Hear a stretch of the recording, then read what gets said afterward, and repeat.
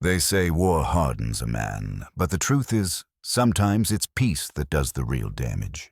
I was 4 months into my deployment in Kandahar when my marriage ended with a notification. No warning, no phone call, no tearful goodbye. Just an email titled, "Let's be adults about this." 3 lines.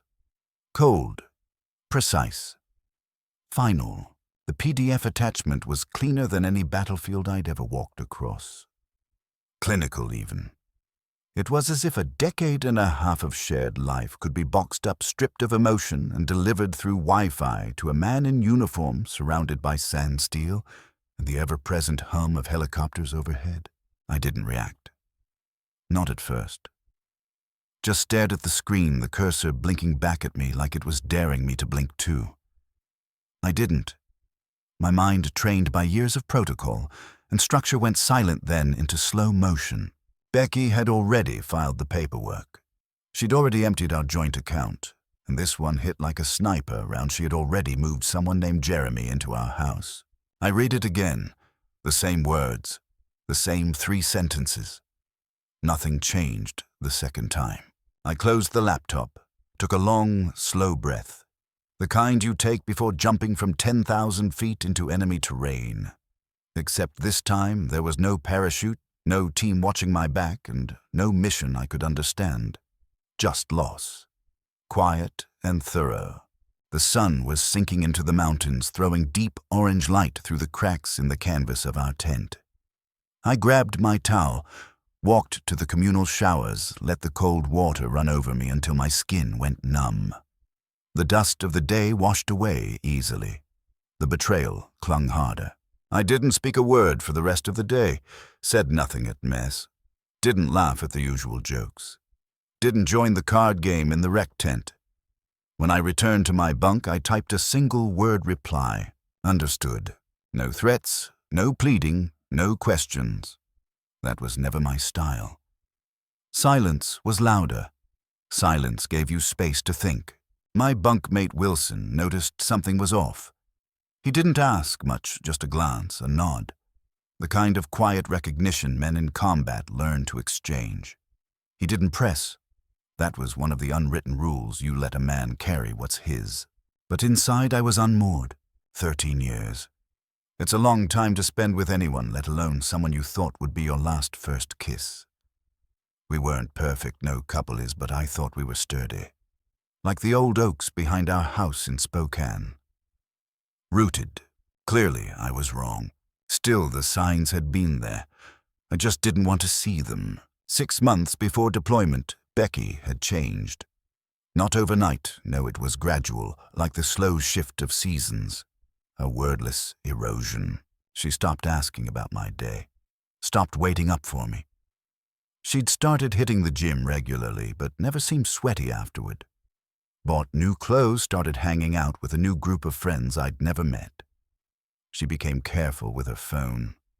Password protected, everything took it with her everywhere. Even to the bathroom. I noticed all of it. Every little shift. But I didn't confront her. That's not who I am. I'm not the jealous type, not the one to dig through messages or show up unannounced. My father taught me better than that. He raised me to respect privacy, even when it hurt. But I wasn't stupid, and I wasn't blind, so I prepared quietly. It started with the practical things. I rented a storage unit across town under a name she wouldn't recognize. Moved a few important documents there, my birth certificate, our marriage license, the deed to our house secured solely under my name thanks to the VA loan. I tucked away my grandfather's watch, my mother's old silver, some family photos, and the letters she wrote me during my first tour. Then I opened a separate bank account. Different institution entirely. I began diverting a slice of my paycheck there. Not much, just enough. Enough to ensure I wouldn't come home with nothing. I did all this without malice. It wasn't revenge, it was insurance. The kind you hope you'll never need but sleep better knowing you have. The night before I deployed, Becky hugged me at the airport. It was a long embrace, but her arms felt stiff. She said stay safe, like she was sending off a co-worker, not a husband. Her eyes didn't tear up. Mine did, but I kept it hidden. Something in me knew even then, but I didn't want to believe it. Love makes fools of warriors. Maybe I thought I could fight for her even from half a world away. Deployment life is strangely consistent. Every day a rotation of chow patrols, intelligence briefings, and the ache of repetition. Kandahar was unforgiving, dry, barren, the kind of place where time feels both frozen and slipping through your fingers. Most nights I'd lie on my cot and stare at the canvas above me, trying to remember the texture of her voice. I missed her, not just the version of her I last saw, but the one I fell in love with at that barbecue in 2010. Back then, she was studying to be a nurse, though she'd later settle for a dental admin job. Less stress, she said, more manageable. She liked things manageable. We married fast, 8 months after we met. One of those whirlwind decisions that felt like destiny until it didn't. I thought she was proud of me. She used to say she admired my discipline, my service. But deep down, she never really understood it. Her family had no military ties. Her father was a banker, her brother a pharmacist. She'd ask me, "When are you going to get a real job?" She didn't see the army as a career, just a phase I'd grow out of. We bought our house in 2014, 3 bedrooms, small yard, nothing fancy, but it was ours. Since the loan was through the VA, my name was the only one on the mortgage. Still, I added her to the deed. That's what love does, gives without conditions. After my father passed a heart attack while clearing the driveway in the dead of winter, I inherited a modest sum. Enough to pay off our loans, build a little cushion. I thought we'd use it for our future. Children. Maybe a cabin someday. Somewhere quiet. But every time I returned from deployment, Becky was different.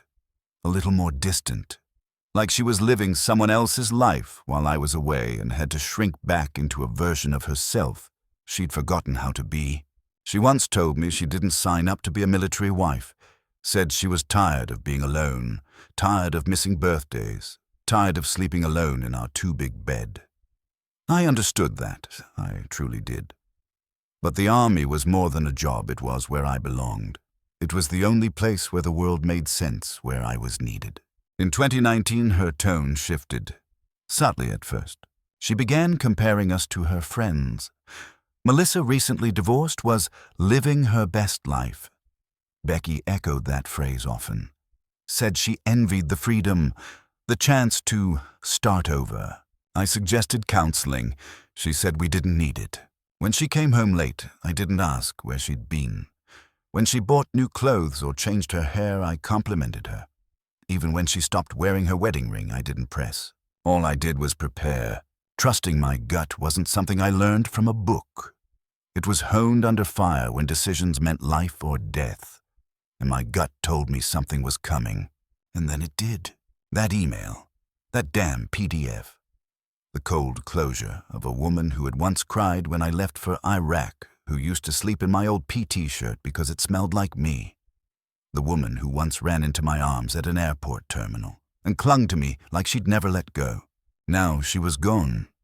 And in her place, a signature on a legal document and a new man drinking coffee in my kitchen. I hadn't heard of Jeremy before that email. Didn't know his face, didn't know the sound of his voice, but I imagined him easily. The kind of man who moved into another man's home before the sheets had even cooled. I wanted to feel rage. I really did. But rage is a fire, and in Kandahar, fire gets you killed. So instead I felt a slow, deliberate coldness, a clarity I hadn't felt in weeks. She thought she had broken me, that she had struck when I was most vulnerable, but she didn't understand who I was. I don't start wars, but I finish them. What she didn't know, what she never understood, was that I had already made preparations, that I had already retreated emotionally into a position of strategic defense, and now she had made the first move, which meant I could respond. Not with threats, not with anger, with precision. I went to sleep that night as a soldier. The next morning I woke up as something else entirely. Not a husband, not a victim, not even a man betrayed, but a man with a plan. In the first step, understanding the battlefield. Because this wasn't a marriage anymore. It was a war. And I knew how to fight those. There's a strange silence that falls in war zones after sunset. Not the absence of sound, but a shift in texture. You stop hearing what's there and start listening to what isn't. That night in Kandahar, the desert wind scraped softly against the canvas walls, and the usual background noise, snoring soldiers, far-off engines, the low murmur of radios, faded into a numb void. My body was on autopilot, but my mind refused to rest. I lay in my bunk with the lights off, arms crossed over my chest, staring up at the ceiling where a scuff mark shaped like a crooked cross had always caught my attention. I used to joke that it looked like a bad omen. That night, it felt like prophecy. The email kept looping in my head, the 3 lines, the finality, but it wasn't the words themselves that haunted me, it was the quiet confidence behind them. She wasn't afraid. Not even a flicker of guilt. It was the sound of a woman who thought she had already won. That was what stuck in my chest, not the divorce, not the boyfriend, not even the fact that she'd already emptied the joint account. It was her certainty that I would do nothing. And why wouldn't she think that? From her point of view, I was stuck halfway across the world, buried in duty and dust, a continent away from lawyers and confrontation. She probably imagined me crushed helpless, moping in my bunk while she played house, with her new man in the home I built with my bare hands.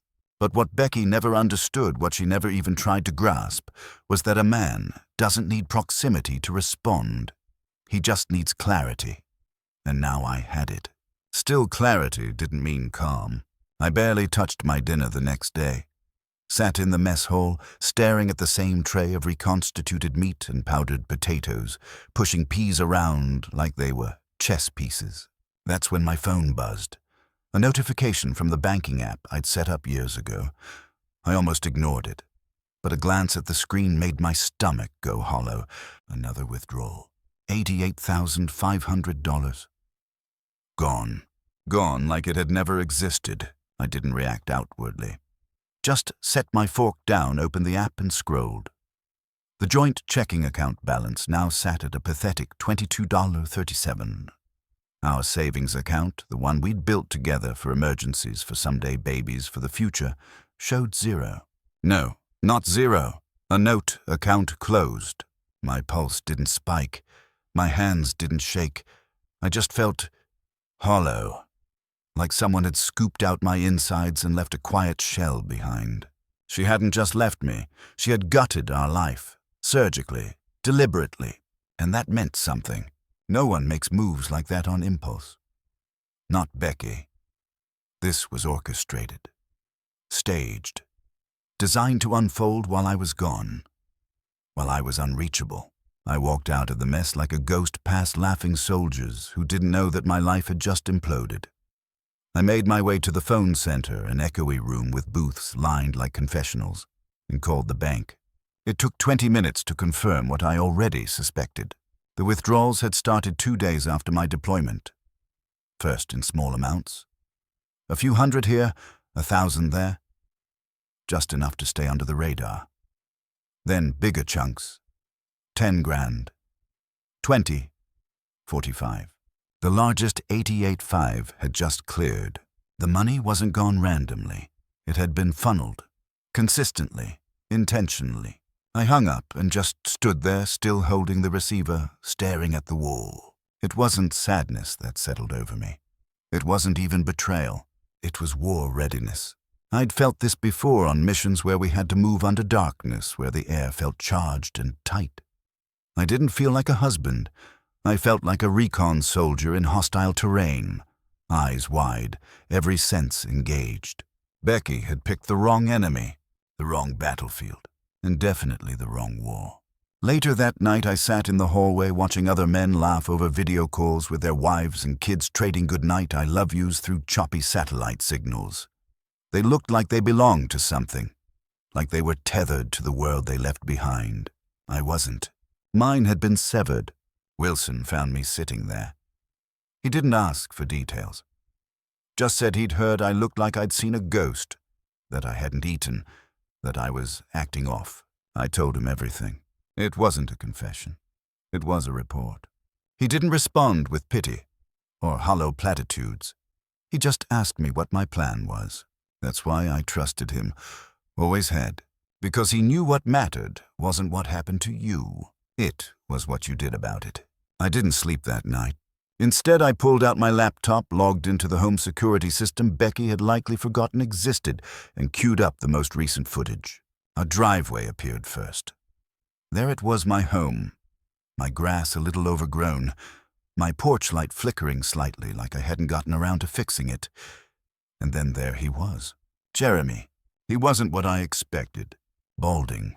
Sloppy build. Moved like a man who had never earned respect, just slid into the gaps where others fell. He walked my dog, drank from my coffee mug, wore my Seahawks sweatshirt, the old one Becky used to steal because it smelled like me. Now it smelled like him. The real twist came when I caught footage of them in the kitchen. The same kitchen I had renovated on my last leave. Spent 2 weeks retiling the backsplash, replacing cabinets, even installing under-cabinet lights, because Becky said she loved the way it looked on Pinterest. Now it was a backdrop for her laughter. Their laughter. It didn't look fake. That was the worst part. It looked comfortable. Like he belonged there more than I did. Something inside me went cold. Not icy, not sharp. Just still. Still like the air before a bomb hits. I closed the laptop and pulled out my notebook, the one I used for operational notes. I flipped to a clean page and started writing. To anyone else, it might have looked like a list of random names and numbers. But to me, it was the beginning of a counter-offensive. I listed contacts. James, the army buddy who had become a lawyer after his discharge. I hadn't spoken to him in a year, but I knew he still owed me. I'd saved his life once, and we both remembered it.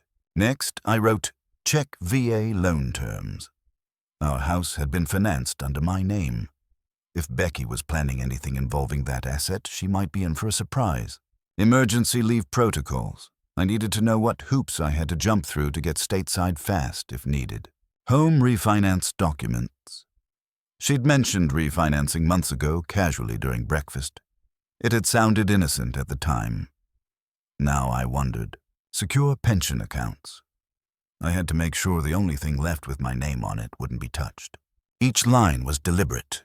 Each detail, a weapon. I wasn't sad anymore. I was preparing for war. At 0500 hours, before the rest of the base had fully stirred, I sent an encrypted email to James. Subject line, need legal help, discreet and urgent. I didn't have to wait long. By 0700 he had replied. Said to call him when I had a secure line. Said he'd already started digging. The rest of that day blurred into muscle memory. Patrol, briefing, routine. No one would have known that my world had been turned inside out. But beneath the surface, I was no longer on deployment. I was on a mission of my own. The following week, I began researching emergency leave with precision. Not because I planned to use it right away, but because I needed options. I needed to know how quickly I could land on U.S. soil if my presence became a tactical advantage. In my downtime, I logged back into the home cameras. Watched Jeremy make himself at home. Watched Becky curl up next to him with our dog. Watched my life unfold without me. And with each minute of footage, my plan became sharper. Not revenge. Justice. Becky thought she had buried me under legal paperwork and time zones. But what she didn't know, what she had never really understood, was that a man who spends years in combat doesn't lose easily.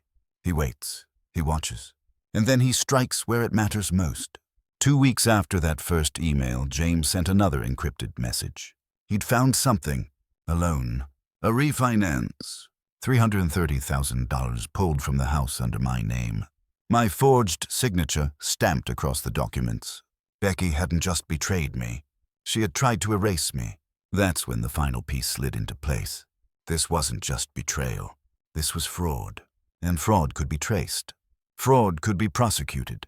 I leaned back in my cot that night, arms folded, staring up at the same scuff mark on the tent ceiling. It no longer looked like a cross. It looked like crosshairs. And Becky, she was standing right in the middle of them. When you've lived through enough explosions, you start to hear the silence before the blast. It's not the sound itself, it's what's missing. That strange, suspended quiet that comes just before everything changes. That was what the days felt like after James confirmed what I had begun to suspect. A refinance, $330,000. Forged documents. My name, my house, my life monetized behind my back. But what chilled me more than the numbers was the intent. She hadn't just cut me out.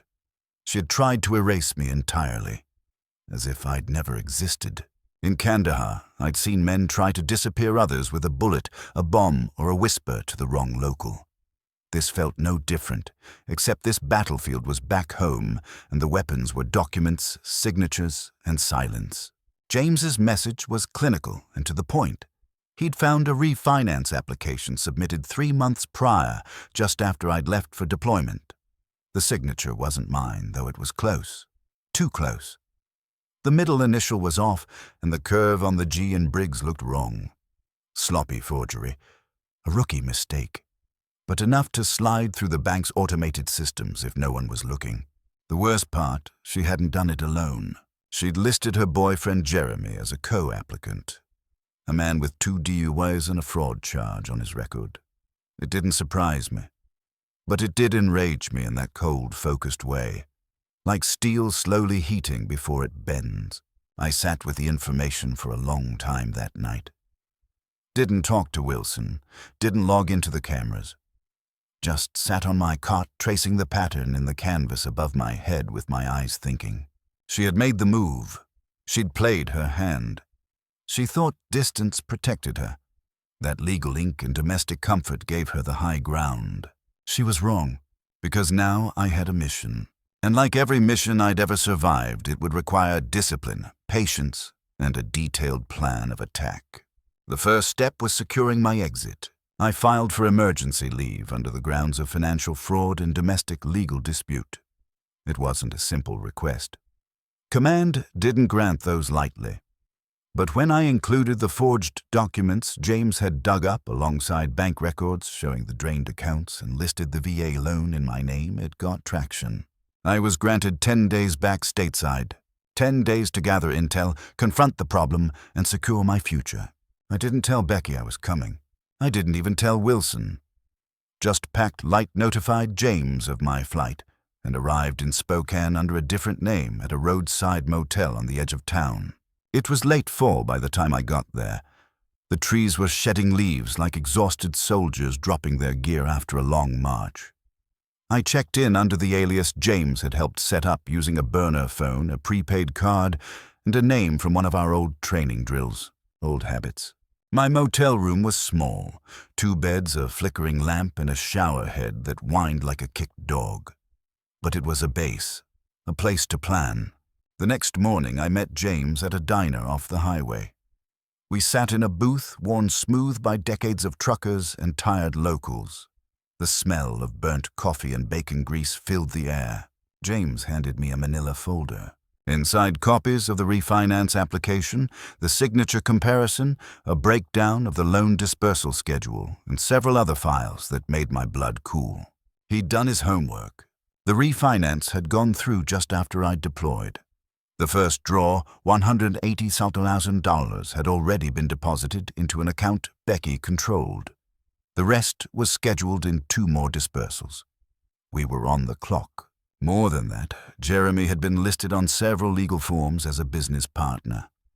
The application described a renovation plan for resale.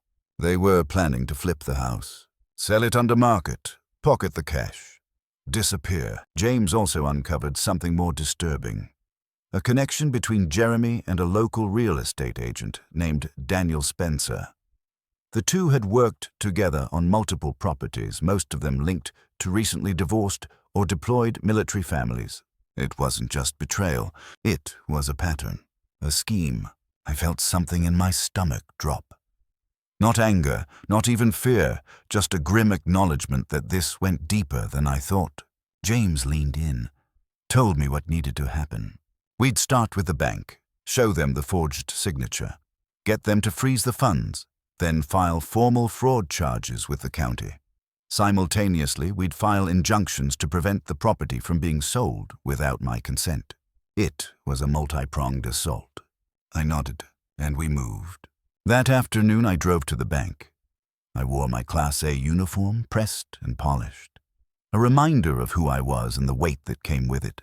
I met with the loan officer who had handled the refinance, showed him my ID, my original signature, and then laid out the forged documents. His face paled. His fingers trembled slightly as he flipped through the folder. He knew what it meant. Fraud. Real federal-level fraud. He stepped out to speak with his manager. I waited, not anxious, just still, focused, a soldier in a civilian war. He returned, said they would cooperate fully, that the funds would be frozen pending investigation, that the legal team had been notified. That was step one. The next day I filed a police report with the Spokane County Sheriff's Department. Presented everything: documents, timelines, access logs from the security system proving I was overseas when the papers were signed. James handled the language. I just signed. We filed a motion with the court to block any sale of the house, and then we waited. The silence after the filing was loud. I didn't hear from Becky, not right away, but the tension built day by day like a taut wire stretching between us, until it snapped. She sent a text. Not emotional, not apologetic, just confused. "Who have you been talking to at the bank?" Jeremy said someone was asking questions. I didn't reply. I watched. And it was then I made my next move. Back at the motel, I opened the home security app. That morning, I'd installed a new motion-activated camera facing the interior hallway of the house, one Becky wouldn't know existed. It uploaded to cloud storage immediately. I hadn't installed it to catch her doing anything illegal. I had installed it to confirm a pattern, and it worked. 2 days after the bank visit, Spencer showed up, the real estate agent. I watched on the feed as he walked through the living room, took photos, asked Jeremy questions, measured corners. This wasn't a casual visit. This was a pre-sale inspection. They were planning to list the house. Fast. Jeremy mentioned a price. Spencer responded. I recorded the footage, sent it to James, sent it to the FBI, because by that point it wasn't just about the house anymore. James had already reached out to the Financial Crimes Division. When I'd told him about the pattern, the other military families, the links to Spencer and Jeremy, he hadn't dismissed it. He'd investigated, and the FBI had confirmed similar cases were under review. Families who came back from deployment to find their homes, sold their accounts, drained their names, signed to documents they'd never touched. The pattern was there. But what made mine different, what made it valuable, was evidence. I had documentation, signatures, footage, timelines. I wasn't just another story. I was a linchpin, and I was ready to use it. The next morning, James and I met with the FBI agents in a federal building downtown. No suits, no drama. Just 2 agents in plain clothes, Patel and Donovan. They asked questions, took notes, requested digital copies of everything. They weren't surprised. They had been circling Jeremy and Spencer for months. What they needed was a victim with hard proof, and now they had one. I walked out of that building feeling like I had just handed off the final component of an improvised explosive device. Except this time it wasn't a bomb that would detonate. It was truth. And it was going to blow open everything Becky thought she had buried. That evening I sat at the motel watching the light fade across the parking lot. Fall was creeping in faster now. The trees were almost bare. The wind carried a chill. I poured a glass of water. Didn't drink. Just sat there letting the cold condensation sink into my palm. My phone buzzed again. Another message from Becky. This time she was rattled. The bank called about the house. "What are you doing?" What was I doing? I was reclaiming my life, piece by piece. No shouting, no threats, no messy scenes, just precision. The same kind I'd used to clear buildings to lead men to survive years in hostile territory. Only now the target was closer to home.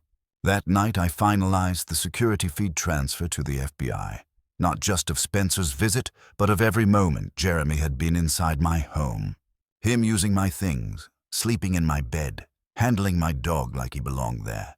The footage wasn't just humiliating, it was incriminating. And it painted a clear picture of intent. I didn't sleep much that night. Didn't expect to. Because I knew what was coming. The tension was building. The trap was nearly set. Every document, every camera, angle, every paper trail was converging on one thing. Truth. The kind that couldn't be talked away. And as I watched the empty street outside bathed in the flickering glow of the motel sign, I felt something I hadn't felt in weeks. Not peace. Not revenge. But purpose. She thought I was helpless. She thought I'd roll over. But the truth, she should have known better than to go to war with a man trained to finish what others start. Revenge is a slow burn. It's not loud, not explosive. It's measured, calculated, cold like steel, sharp like broken glass. The best kind, the kind that lasts, never arrives in fury. It arrives in silence, wearing a suit and holding documents signed in ink, not blood. By the time the FBI looped me fully into their investigation, I had already stopped thinking of Becky as my wife. Not out of anger, but out of necessity. In war, you learn quickly you cannot carry the past into a firefight. You bring only what you need to survive. And what I needed now was precision. Agent Patel and Agent Donovan made it clear they had been chasing Jeremy Ryan and Daniel Spencer for months. What they lacked was the human element. A first-person account that tied everything together. Bank fraud, identity theft, forgery, the whole twisted web built on the backs of distracted, disoriented families, deployed men, divorced women, anyone vulnerable. That's where I came in, not just as a victim, but as a witness, a trigger. James and I met again the next morning. We were sitting in the same diner where this had all begun to unfold. Outside, a gray fog hung over Spokane like a damp towel, the kind of morning that smells like rot and wet leaves. I stirred my coffee untouched, watching the steam rise and disappear. We went over the plan one last time. Becky thought she was meeting me at Riverfront Park. She'd sent the message the night before. Said we needed to talk. Said she was confused. Said she didn't understand what was happening. I hadn't responded. But I wasn't ignoring her either. I was watching. Because at the exact same time she thought she was waiting to meet me, she was actually leaving our house unattended. And that's when Spencer arrived. Right on schedule. His car pulled into the driveway logo of his real estate firm printed neatly on the side. Jeremy was already outside. They shook hands, did the usual song and dance of professionals making quiet deals. I watched all of it unfold live from my phone screen. The home security system I'd once installed to protect us was now the noose tightening around them. Interior cameras showed Spencer taking photos, pointing out lighting features, examining square footage like this was already his property to pitch. Jeremy followed him from room to room, nodding, laughing smug. I turned the volume up. Spencer was saying they'd list by the end of the week. Had a cash buyer lined up. The same playbook, same under-market strategy. Becky had fed him the pitch. List at $470, take $420, everyone's happy. They laughed. I didn't. I sat perfectly still, watching them sell off the house I bought with my blood and time. James was across the table from me, already recording the screen feed on his phone. We didn't speak. We didn't have to. We had everything we needed. I sent a link to Agent Patel. Short message. Happening now. 30 minutes later, federal vehicles surrounded the property. It was like watching a movie. My movie. Except I wasn't the hero on screen. I was the hand behind the curtain, pulling the strings. Spencer stepped onto the porch and was met by 2 agents. Jeremy followed, confused, then defiant. His mouth moved rapidly, arms gesturing like a man caught naked in a spotlight. Then the cuffs came out. The sight of them being led away, hands behind backs, heads ducked low, wasn't satisfying. Not in the way I thought it might be. It wasn't vengeance. It was justice. And it felt clean. I didn't celebrate, didn't smile, just watched as agents moved into the house, started collecting boxes of documents, files, electronics, anything that might build the case further. Then came the call. Agent Patel's voice was steady, professional, but there was an undercurrent of energy, like she knew this was bigger than just one win. She confirmed what I had just seen. Spencer and Jeremy were in custody. Charges pending, conspiracy, wire fraud, attempting to sell property under false pretenses. More would follow. And then she said something that stopped me cold. "Your wife just arrived at the scene. She's distressed." I looked down the street. From where I stood just beyond the corner, I could see Becky, still in scrubs from the dental office, standing on the lawn with her hands over her mouth, eyes wide, her life unraveling in real time. For a moment, the image twisted something inside me. Not pity, not regret, just recognition. I had loved her once, built a future with her, and now she stood in the ruins of it. "What happens to her?" I asked Patel. Her reply was careful. "That depends on what she knew and on what you want." What did I want? That question rang in my ears long after the call ended. What did I want? Revenge, closure, answers. All I knew was that I wanted what was mine, and I wanted her to understand deep in her bones that actions carry weight, that lies cost something. The next few days unfolded quickly. Jeremy and Spencer both took plea deals. The FBI had enough to build a strong case, and they wanted leverage on the larger operation of other agents' silent partners, maybe even connections to title offices and shady brokers. But the part that hit hardest, I wasn't the only one. 11 other families, 11 men, mostly military, who had left their homes in trust, who came back to find their lives manipulated. Homes sold, accounts gutted, futures rewritten by people who saw their absence as opportunity. The FBI was building a pattern, a conspiracy, and my case had become the keystone. Becky. She lawyered up fast, claimed she didn't know, said Jeremy told her I had been hiding assets, that the refinance had been his idea, that she just signed some things. Maybe she believed that. Maybe she wanted to. But ignorance isn't innocence. And forging my name that wasn't on Jeremy. That was her hand. Eventually she agreed to a settlement, full restitution of the stolen funds, forfeiture of any claim to the house, the pension, any joint assets. She signed a sworn confession regarding the forged refinance application. In exchange, I didn't press criminal charges, not because she deserved mercy, but because I didn't want her name next to mine in headlines. I didn't want to share that stage with her. The divorce was finalized 6 months later. Clean break, no contest, no drama. On the day the last papers were signed, Agent Patel called me again. Jeremy Ryan had been sentenced 8 years. Spencer 12. Justice packaged neatly in federal ink. But then came the part that floored me. "Because of your case, we've recovered stolen funds for 3 other families. You broke it open." She didn't say thank you. She didn't have to. I sat on the porch of my rental apartment that night, phone in hand, staring into the dark. The city lights of Spokane blinked like tired eyes in the distance. And I let the silence in. Not the silence of loss, the silence of completion. There's a quiet that comes after battle when you know the last shot has been fired. It's not peace, but it's close. I didn't return to the house. Couldn't. Too many ghosts in the walls. I sold it a year later. Used the money to buy a small cabin in Montana, 2 bedrooms, 10 acres, a creek out back. No neighbors. Just me and the quiet. I took early retirement. 20 years was enough. I'd given enough.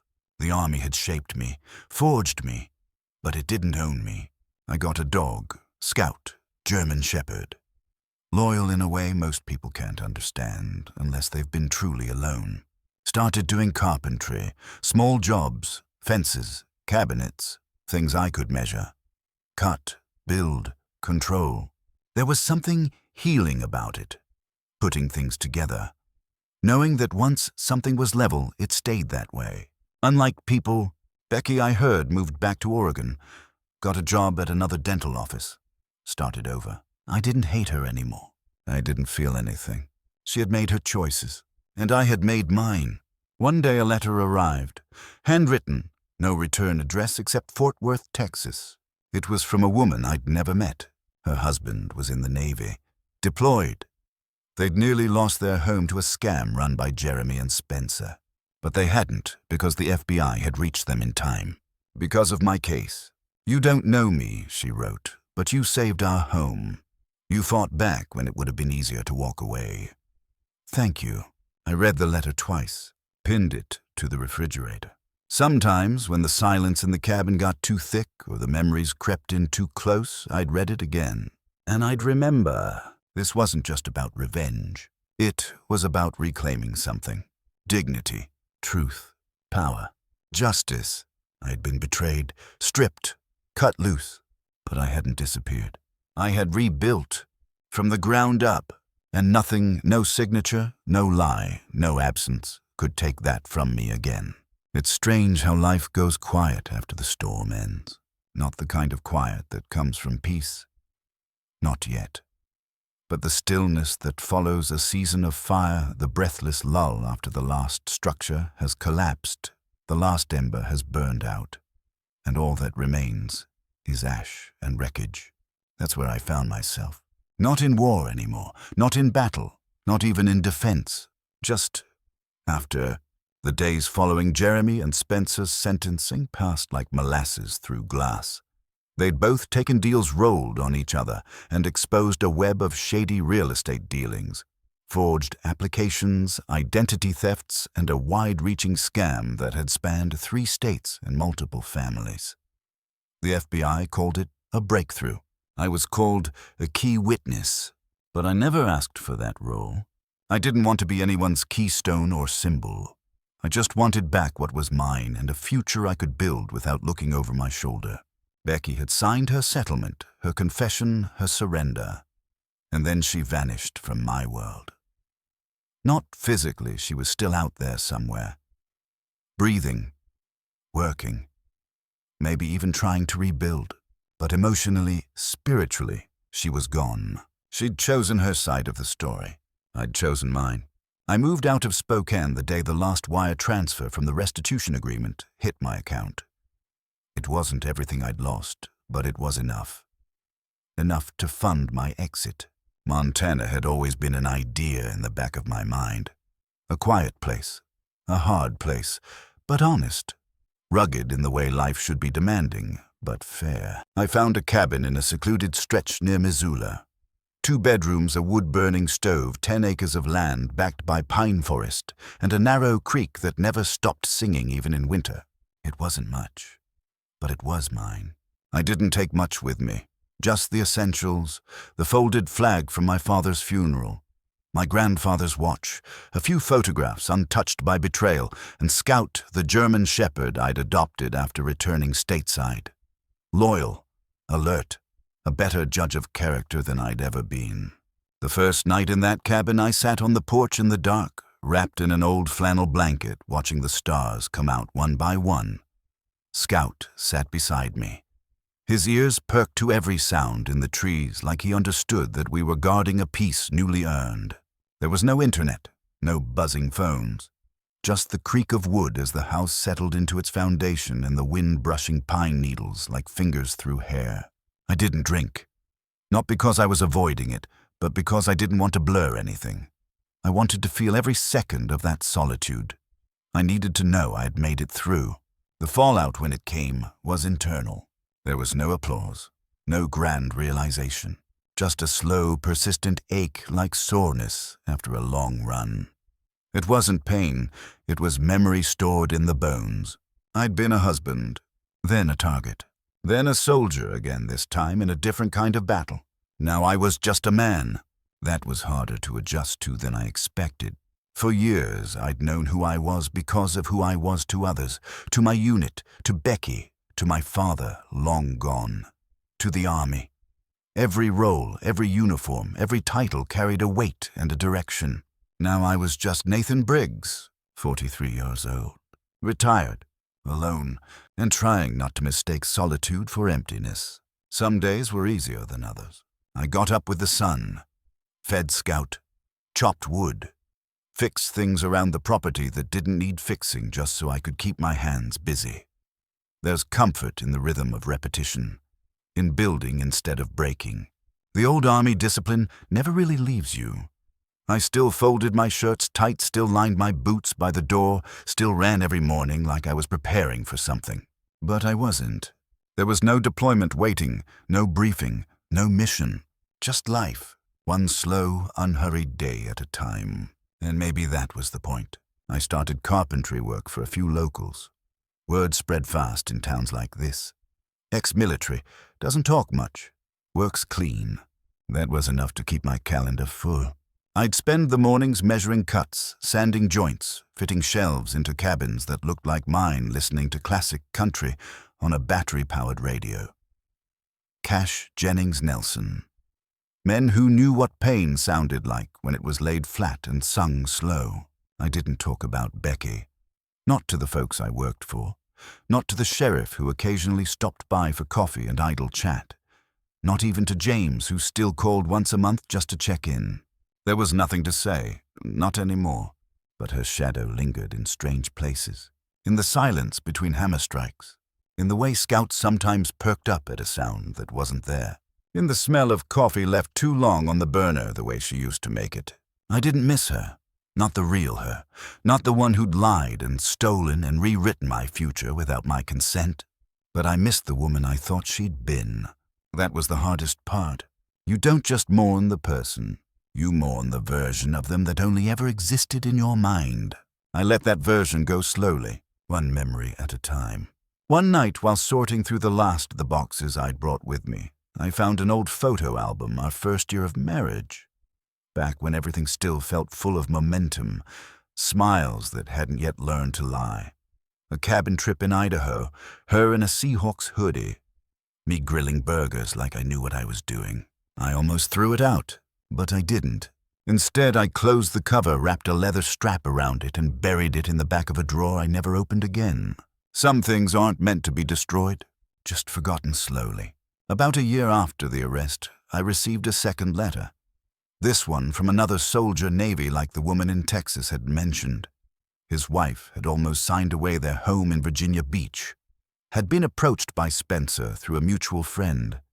The script had been the same refinance for renovations, flip the house, start fresh. The only difference, the FBI had intervened just in time. He said my case had saved them. Said he didn't know how to thank me. I read his words under the yellow light of my workbench lamp, rain pattering against the tin roof overhead. Scout slept by the fire. That letter went next to the first one on the fridge. Some nights when the wind howled like mortar wine and the trees creaked like old bones, I'd read them both again. Not for pride, not for comfort, but to remind myself that pain when faced directly can become something useful. Not just for you, but for others. Eventually, I did something I hadn't expected. I forgave her. Not out loud. Not in a letter. Just in the quiet. I forgave Becky. Not because she deserved it, but because I deserved the space it freed up inside me. Hate is a heavy pack to carry, and I'd carried enough weight in this life. Letting it go didn't make me weak. It didn't excuse her.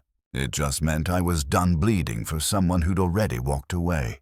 One afternoon, while walking along the creek behind my property, I stopped at a spot where the water bent sharply around a cluster of rocks.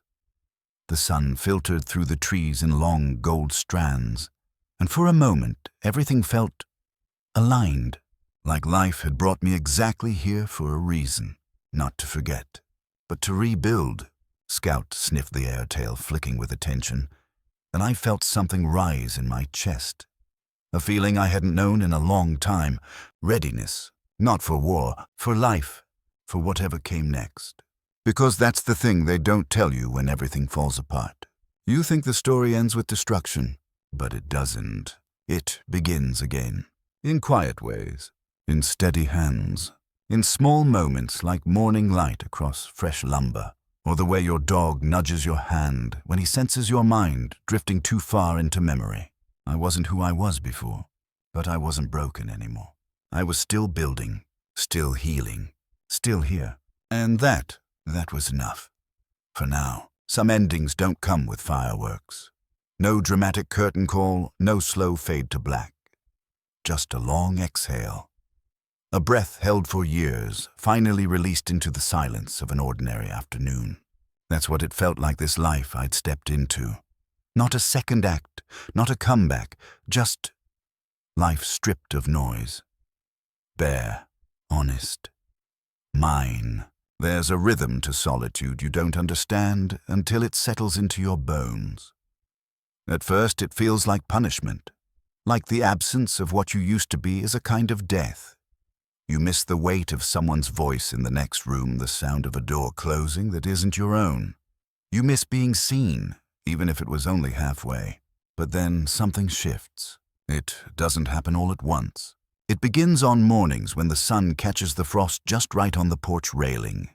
When your dog presses against your leg before you even finish tying your boots. When you notice the coffee tastes better now that you brew it just the way you like, strong, simple, honest. You realize you're not just alone, you're free. It took time to feel that way. A lot of time, and healing when it came didn't announce itself. It crept in between routines, between wood cutting and sanding, between walks with Scout and hours spent restoring a crooked fence post that no one else would ever see. The letters helped. After the second one, they came slowly but steadily from other men. Some active duty, some retired, some barely hanging on, others already rebuilding. They didn't know me, not really. But they knew the story. Or rather, they recognized parts of it in their own lives.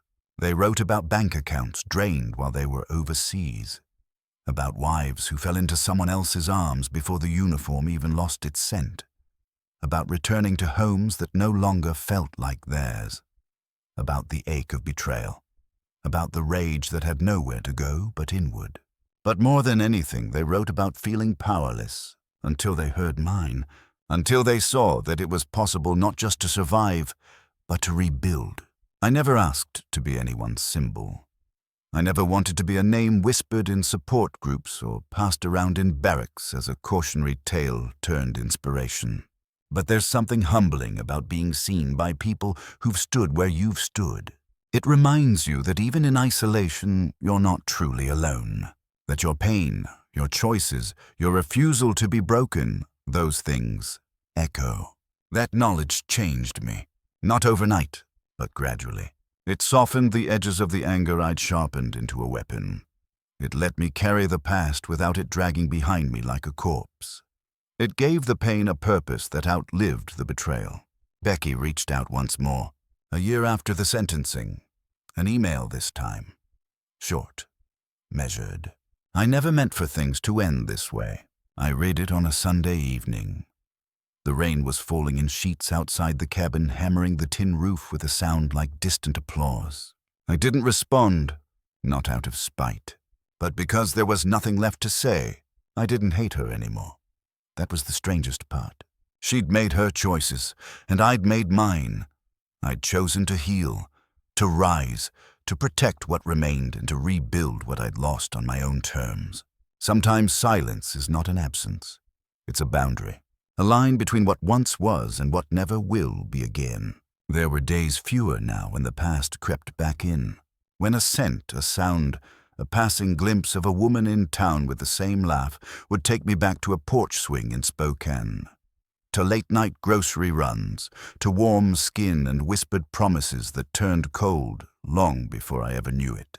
But I didn't run from those memories anymore. I let them play, then let them pass. Like old war footage you no longer have to watch to believe. One morning in late October, I stood outside the cabin watching Scout chase shadows along the creek. The leaves were nearly gone, just spindles and rust-colored skeletons clinging to branches. The air smelled like wood smoke and coming frost. I felt a kind of stillness that wasn't emptiness, a fullness even in quiet, a peace that hadn't come from getting revenge, but from walking through fire and choosing not to carry the ashes. A pickup truck rumbled down the gravel road. A neighbor. He slowed, waved, asked if I was still taking small carpentry jobs. Said his daughter just bought her first home. Needed a porch fixed, nothing fancy. I told him I'd come by Tuesday. He thanked me. Drove on. Scout trotted back to me, tail wagging tongue, lolling like he hadn't a care in the world. And in that moment, neither did I. Because it wasn't the big things that healed me. It was the small ones. A stable roof, honest work, a dog who trusted me, a creek that never stopped running, days that belonged to me again. I was no longer defined by what I'd lost. I was defined by what I'd rebuilt and what I'd protected. A few weeks later, I found myself in town, picking up lumber, some new screws, a replacement blade for my saw. I stopped at the post office on the way out of town. Inside was another letter, no name on the return address, but I knew the typewriter font now. The careful, blocky script. Another family, another thank you. This one had a photo attached. A man in uniform, a woman, a child on his hip. They were standing in front of a house, their house. Still theirs because the FBI had stopped the paperwork in time. Because of my case, I stared at the photo for a long time, folded it slowly, put it in the glove box beside the others. Maybe one day I'd frame them, maybe not. But I kept them, because some part of me needed to remember not the betrayal, but the aftermath. The way it mattered, the way it meant something. That's the part that people don't tell you about revenge. The real kind, the kind that lasts, isn't loud. It's quiet. It's waking up every morning knowing you never became the thing that tried to break you. It's living better not to prove a point, but because you earned the right to. It's choosing to protect your peace as fiercely as you once sought justice. So, when people ask me now, if they ever do, how I survived, what I did, how I came back from it, how I built a life after betrayal, I'll tell them this. You don't rise by waiting. You rise by choosing. Choosing to face what hurt you. Choosing to fight without hatred. Choosing to rebuild board by board until one day you look around and realize the storm didn't destroy you. It remade you. Stronger, wiser, quieter, but not smaller, never smaller. You walk forward. You carry what matters, and you leave the rest behind. That is redemption, and it is enough.